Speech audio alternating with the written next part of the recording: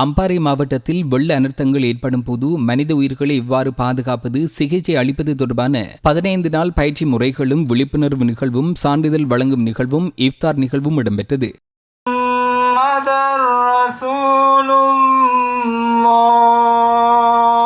சம்மாந்துறை ஜனாதிபதி கட்டிட தொகுதி வளாகத்தில் பிரதேச செயலாளர் ஹனீஃபா தலைமையில் இடம்பெற்ற நிகழ்வில் அம்பாறை மாவட்ட அரசாங்க அதிபர் சிந்தக அபி விக்ரம உள்ளிட்ட பலர் கலந்து கொண்டனர். உலக வங்கியின் நிதி உதவியின் கீழ் படுவான்கரை பகுதியில் நீண்ட நாட்களாக சேதமடைந்த பிரதான வீதிகளை காப்பாற்றிடும் பணிகள் முன்னெடுக்கப்படுகின்றன. கொக்கட்டிச்சோலை அம்பலாந்துறை பிரதான வீதி புனரமைக்கும் பணிகள் முன்னெடுக்கப்படுகின்றன. இதன் ஒரு கட்டமாக மகிழடித்தீவில் இருந்து பட்டிப்பளை வரையான வீதிகள் காப்பாற்றிடும் பணிகள் முன்னெடுக்கப்பட்டு வருகின்றன. உலக வங்கியின் நிதி உதவியின் கீழ் 8 கிலோமீட்டர் வீதி 60 மில்லியன் ரூபாய் செலவில் புனரமைக்கப்படுகின்றது.